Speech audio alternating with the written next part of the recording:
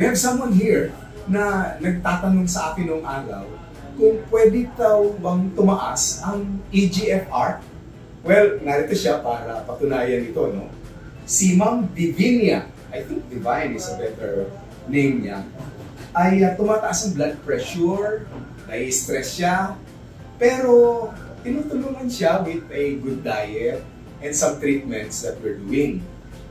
Nagsimula yung kanyang GFR, yung glomerular filtration rate niya, ng 40.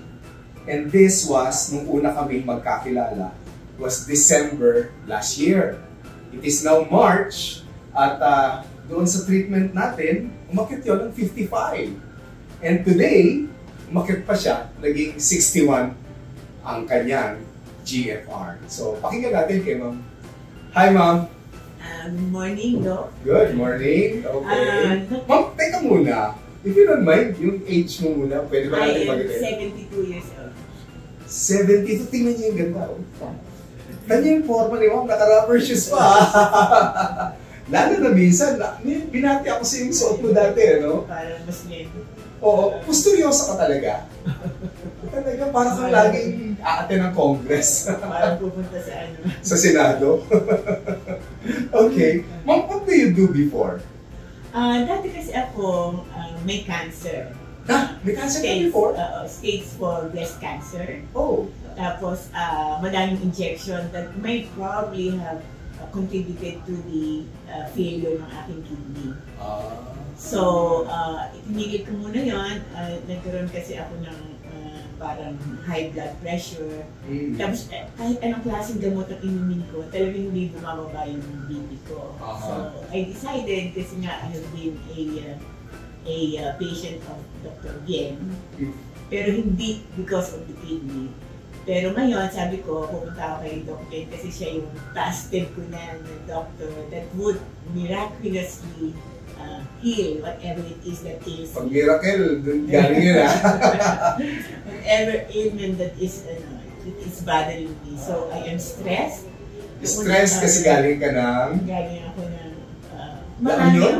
La Union ba? La Union. Pero hindi, before that, na-stress na talaga ako kasi nga nagkaroon ako ng mataas na BP. Oo. Hindi ko alam na probably because of the kidney failure. Okay. So, nung nagpunta ako at sabi ni Doc, magpatingin ka ng EGFR mo. That was the first time na nagpatingin ako ng EGFR kasi walang doktor na nagsabi sa akin na magpa-EGFR ka, puro creatinine. Crea lang ng crea. So, I found out na 40% of my kidney na lang ang nagpa-function. 40. Yes, so nagpunta ako kay Doc ng December. And nag-population therapy ako, plus hydrogen therapy, plus vitamin B12. Tapos, after a month of continuous weekly chelation therapy, after that, tumaas yung EGFR ko ng 55. Thank you, Lord, and thank you, Doc Bien. And then ngayon? Tuloy-tuloy pa din ang aking chelation therapy. And then, thank God, again, 61 na lang. So sabi nito, malapit na akong graduate. Graduate na. And one of the treatment, bukod dun sa IV na kinakabit natin sa inyo, is this one on your right?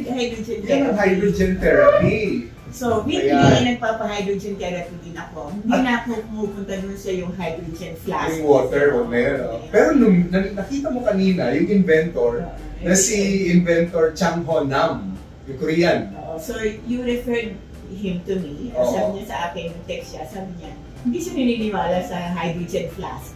Sabi niya gusto niya yung hydrogen therapy. Ito nga yung ini-inhale. So ito yung mas effective against doon sa kidney disease. So, yung weekly nagpapa-hydrogen therapy ako. Kaya siguro tumaas yung EGFR ko. Ma'am Divine, may mga tao na nagsasabi ang GFR nila pag mababa, yun na lang, wala na silang pag-asa. Ano ba? Pwede bang may pag-asa pa? Napakalaking pag-asa. Kasi number one, you have to follow the doctor's advice religiously. Kung sinabi niyang bawal ang karne, bawal ang karne. Kahit na masarap ang amoy ng fried chicken, huwag ka nang kumain nun. So, ako talagang sumunod ako kay Doc. Wala talaga akong kinain na sinasabi ng bawal. Do you exercise? I exercise pero konti lang. Taas-taas na kamay, taas-taas pa. Ay, that's good. Ayun, so, may pag-asa pala na umakyat ang GFR. Napakalaki. Napakalaki.